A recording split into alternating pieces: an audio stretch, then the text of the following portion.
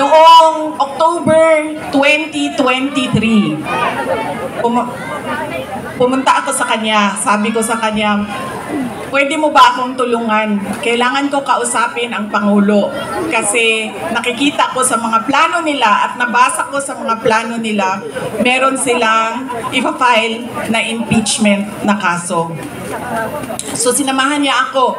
Ito yung araw bago umalis si dating Pangulong, si Pangulong Bongbong Marcos.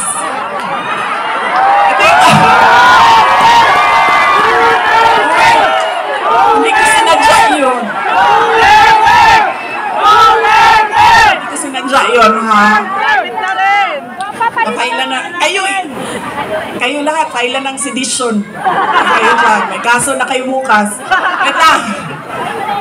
So, ito yung araw na paalis siya, papuntang Amerika.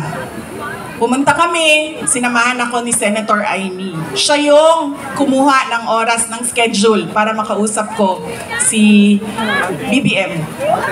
Noong nandun na kami, binanggit ko sa kanya ang impeachment.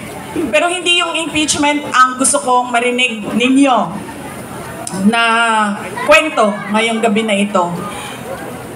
Doon sa pag-uusap naming tatlo, kaming tatlo lang yun pasensya na silang dalawa. Marites yung nandoon sa harap, nilang dalawa. Nag-uusap kaming tatlo, nabanggit ni BBM ang pag-amenda ng konstitusyon. At sinabi niya na, madami siya sinabi, pero ang gist ng sinabi niya ay, we will just amend. Kasi English man sila pag mag-istoryano. So ako dito, anak, kuya waning, inihang in English, we will just amend the economic provisions of the Constitution. Nakirinig ko at nakita ko talaga na sumagot si Senator Amy. Sabi niya, that is a dangerous thing. Sabi niya, if you open the Constitution to amendments, you do not just open it to economic provisions. You open it for all amendments of the Constitution. At nagsagutan na silang dalawa sa harap ko dahil sa ating Constitution. Kaya yan ang pruweba ko at proof ko sa inyo na magkaiba na tao. Ibang tao si BBM, ibang tao si Amy Marcos. Okay na ma'am, pwede ka na umalis. Wait lang, sandali. Iboto niyo ba si Amy Marcos? Okay na ma'am, pwede ka na lumipat sa QC. Good na nito. Kalimutan ko na yung sasabihin ko. Tatlong paalala. Hindi natin tinitingnan kung ano ba yung mga pangako niya noon. Tumakbo siya noon, may pangako siya. Binigay ba niya? Diba? 20 pesos ang kilo ng bigas. Tapos ngayon, okay na daw. After 3 years, 3 taon ng campaign promise o pangako sa eleksyon, ibibigay ngayon. Pero, ibibigay lang sa Visayas. Para bang hindi kayo nagugutom dito sa syudad ng Maynila. At parang hindi nagkukulang ang pera ninyo pambili ng pagkain. Kaya dapat tinitingnan natin. Sumayaw, oo. Kumanta, oo. Bakit hindi? Pero tinitingnan natin. Ano ba ang pangako? Binigay ba o hindi? Bakit hindi binigay ang pangako? Dahil nagsinungaling? O dahil hindi talaga maibigay? Ba? Yan yung una. Lagi na lang tayong bangan. Sorry, ma'am. Nambubudol. I'm sorry, ma'am. Kasi naman sabi ko, okay na.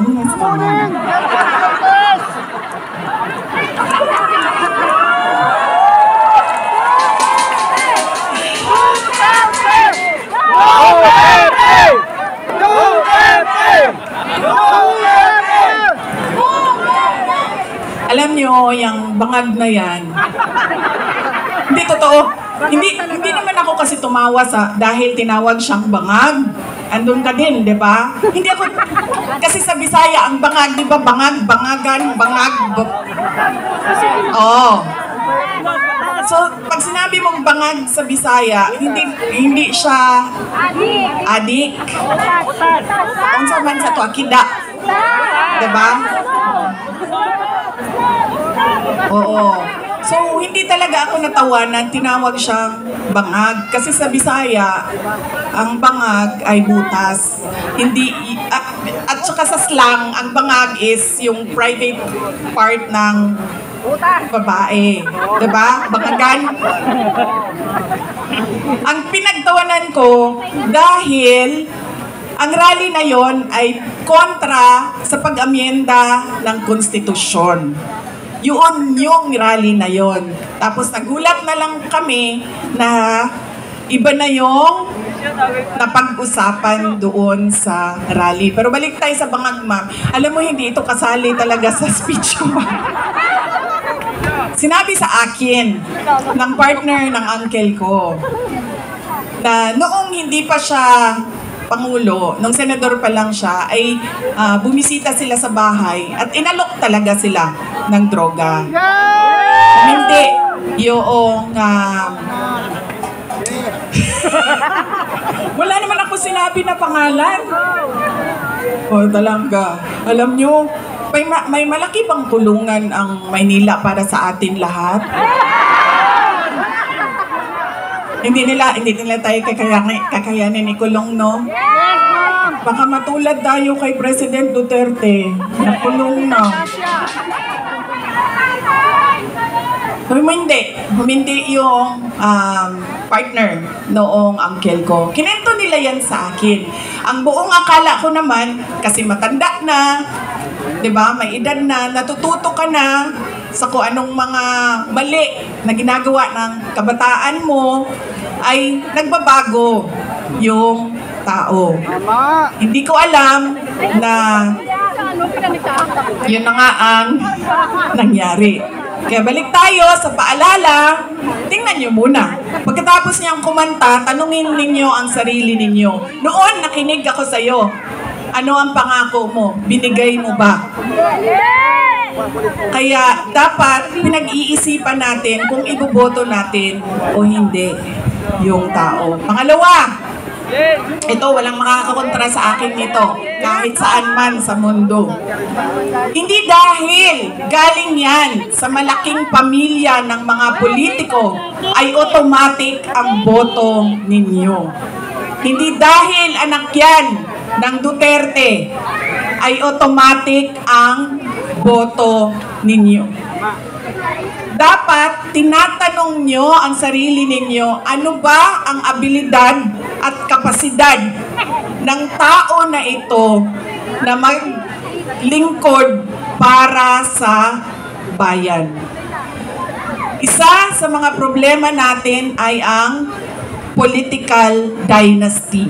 Pero hindi ipinagbabawal ang kung sino man ang may gusto tumakbo.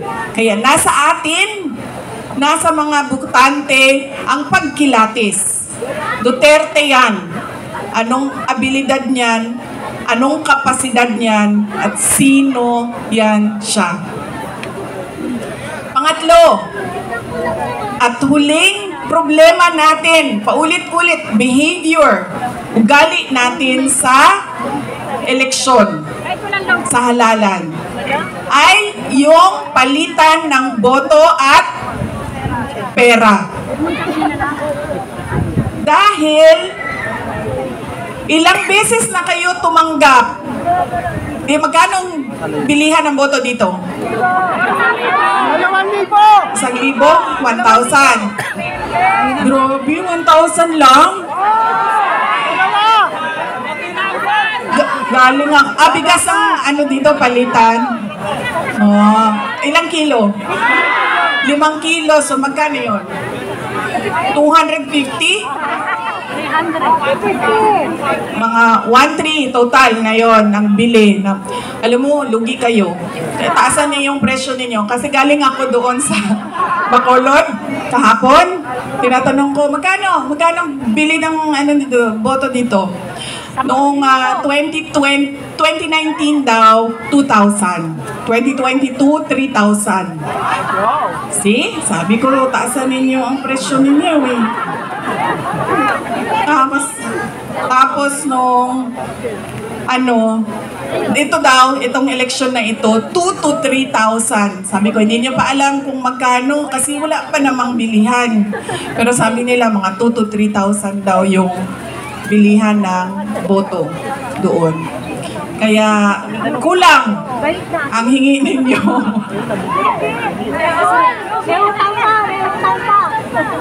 1,300 ang natatanggap ninyo. O, hindi pa lahat. Oh. Bakit 1,300? Ang akap, magkano ba akap? Di ba 5,000?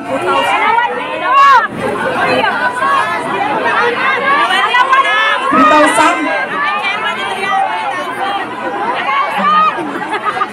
May kaltas pa yun. Diba?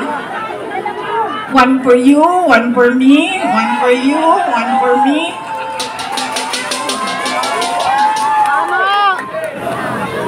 Alam niyo, hindi namin ginagawa yan sa Davao. Alam niyo bakit? Nawawala kasi yung respeto ng tao sa isa't isa. Sabihin ko sa inyo kung bakit mamaya nawawala yung respeto Sana ako. Sa bilihan ng boto. Yan. Ilang eleksyon na kayo tumanggap ng 1,300? Ilang eleksyon na tumatanggap ang mga botante ng Pilipinas ng pera kapalit ng boto nila. Pero bakit mahirap pa rin ang ating bayan? At bakit hirap pa rin kayo bumili ng bigas? Kasi dapat, kung akap yan at galing yan sa gobyerno, tanggapin nyo, pero tanungin nyo naman yung sarili nyo. Ang nagbigay ba nito ay karapat dapat maging leader ng bayan natin? Dahil malamang ipusta ko yung isang paa ko, hindi niya pera yang binigay niya sa inyo. Pera yan ng bayan. So, tanggapin. Dahil tulong yan ng bayan. Huwag matakot kung iba ang iboto. Dahil unang-una, nakatago naman yung boto natin. At pangalawa, kung sino man yung manalo na mayor ninyo, na vice mayor ninyo, na konsehal ninyo, na congressman ninyo, ay may obligasyon na tumulong sa taong bayan. Kaya kung sino man yung nakaupo, magbibigay pa rin yan ng tulong sa inyo. Kaya, yan ang kailangan ninyong isaisip. Hindi dahil sikat ang apelido, automatic ang boto. Hindi dahil may kapalit ang aking boto, ay ibibigay ko na. At, ni isa? Check ko lang mo, nakikinig kayo? Ano yung isa? Oh, see? Hindi na nakikinig. Ha? Respeto. Respeto. Nakakawala talaga ng respeto yun, ma'am, pag may palitan ng pera. Yung isa ay wala naman nakinig sa inyo. Huwag ibenta ang boto. Huwag dahil sikat iboto. Ha? Kapasidad. O yun nga, dahil sikat iboto. Ano isa? Kapasidad. Kapasidad! Oy, grabe. Ang dami-dami ninyo. Dalawa lang maalala ninyo. Pag-usalit! Anong wala pa? Behavior! Huwag daw makinig sa pangako. Ay, opo. Oo, nagpapasalamat tayo kay Mayor Isko Moreno Dumagoso.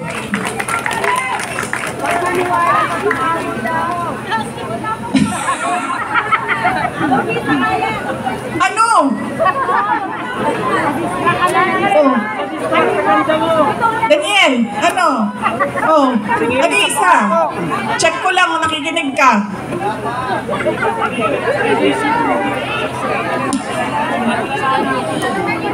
Alam nyo, hindi ito totoo na kilay ko ha, drawing lang ito. Drawing lang ito. Kanina, sinasabihan ko yung gumagawa ng mukha ko. Sabi ko, alam mo, para akong naglalakad na kilay. Tapos sabi niya, hindi, kailangan mo yan. Kasi pupunta ka ng rally. Doon sa malayo, hindi ka makikita kung wala kang kilay.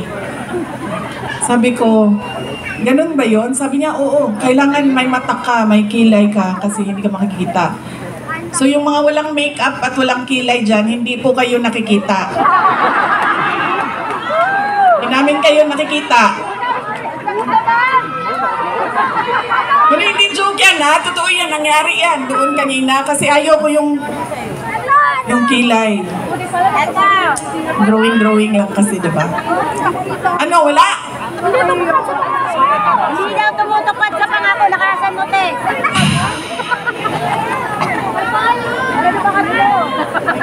Marami ang nangangamusta kay President Duterte. Kung saan man ako pumupunta, nangungumusta sila lahat. Tapos nagpapasabi pa sila. Kanina, meron ilan dyan sa likod na pakisabi, kamusta kay Tatay Digong. Kahit hindi ko siya kilala, lagi yung mga tao, hindi ko kilala sa pangalan, sinasabi nila, pakikumusta kay Tatay Digong. Ayun. Siya po ay nakakulong. Anak po ako ng nakakulong na at okay naman siya. Madami din ang nagtatanong, kamusta na si Tatay Digong?